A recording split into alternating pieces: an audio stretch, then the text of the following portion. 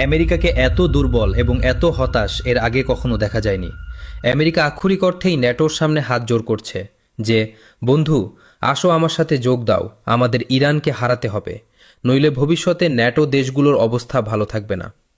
ইরানের বিরুদ্ধে জিততে হলে আমেরিকার ৩২টি দেশের এই ন্যাটো গ্রুপের পাশাপাশি আরও ৩ থেকে ৪টি বন্ধু রাষ্ট্রের সমর্থন প্রয়োজন। তার মানে ইরানকে হারাতে প্রায় ৩৬টি দেশের শক্তি লাগবে। ভাবতে পারছেন? অবস্থা এমন দাঁড়িয়েছে যে মানুষ মজা করে বলছে, এর চেয়ে তো আমেরিকার ক্রিকেট দলই ভালো, তাদের পারফরম্যান্স আমেরিকার সেনাবাহিনীর চেয়েও উন্নত মনে হচ্ছে। এখন আসল বিষয়টি এক লাইনে বুঝে নিন। যদি ইরান তেলের দাম প্রতি ব্যারেলে $200 ওপরে নিয়ে যায়, তবে ধরে নিন ইরান এই লড়াইয়ে জিতে গেছে।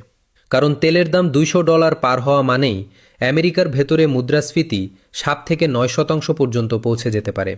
এর ফলে সুদের হার কমানোর প্রক্রিয়া থেমে যাবে এবং যত স্টক ও স্পেকুলেটিভ মার্কেট আছে সব ক্র্যাশ করতে পারে। তাই আমেরিকা চায় তেলের দাম যে কোনোভাবে প্রতি ব্যারেলে $100 নিচে থাকুক, যাতে পরিস্থিতি নিয়ন্ত্রণে থাকে। চলুন বিষয়টি একটু গভীরভাবে বোঝার চেষ্টা করি। ইরান এখন বলছে যে ঠিক আছে, যার তেল নেওয়ার দরকার নিয়ে যাও ভাই, কন্টেইনার সরাসরি স্ট্রেট অফ হরমুজ দিয়ে নিয়ে যাও, যেখানে আমি বসে আছি। কিন্তু আমি শুধু সেই কন্টেইনারগুলোকেই যেতে দেব যেগুলোর পেমেন্ট ইউয়ান অর্থাৎ চাইনিজ কারেন্সিতে হয়েছে। যেসব তেলের কন্টেইনারের পেমেন্ট মার্কিন ডলারে করা হয়েছে, আমি সেই কন্টেইনারগুলোকে যেতে দেব না। এখন এটি একটি অনেক বড় বিষয়, আর আমি আপনাদের পুরো গেমটা বোঝাচ্ছি যে আসলে ব্যাপারটা কি। দেখুন, বাস্তবিকভাবে পৃথিবীতে যে তেল আছে তা ডলারে বিক্রি হয়। এখন এই সিস্টেম কবে এলো, কে বানালো? ঘটনা হলো এই যে, আমেরিকা 1971 সাল পর্যন্ত ঠিক ততটুকুই ডলার ছাপাতো যতটুকু তার কাছে স্বর্ণের মজুদ ছিল। কিন্তু সেই সময় সে ভিয়েতনাম যুদ্ধ লড়ছিল এবং ভবিষ্যতেও আরও লড়াই লড়তে হতো, তাই তার আরও বেশি ডলারের প্রয়োজন ছিল। তাই সে 1971 সালে গোল্ড স্ট্যান্ডার্ড ব্যবস্থা শেষ করে দেয়।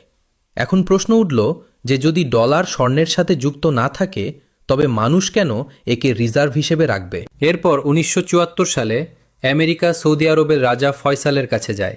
তাকে বলে, আপনি আপনার সমস্ত তেল ডলারে বিক্রি করুন। রাজা ফয়সাল জিজ্ঞাসা করলেন, আমি কেন এমনটা করব? তখন আমেরিকা বলল, আমরা আপনাকে প্রযুক্তি দেব এবং বিশ্বের সবচেয়ে বড় সেনাবাহিনীর সুরক্ষা দেব। কেউ আপনার দিকে আঙুল তুলতে পারবে না। রাজা ফয়সাল রাজি হয়ে গেলেন। এরপর আমেরিকা বলল, আপনি যে অতিরিক্ত ডলার পাবেন তা আমাদের ট্রেজারিতে ইনভেস্ট করবেন।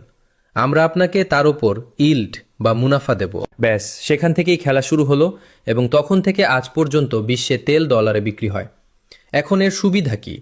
সুবিধা হলো এই যে, যখন পুরো বিশ্বের তেল কেনার প্রয়োজন হয়, তখন প্রতিটি দেশে ডলারের প্রয়োজন পড়ে।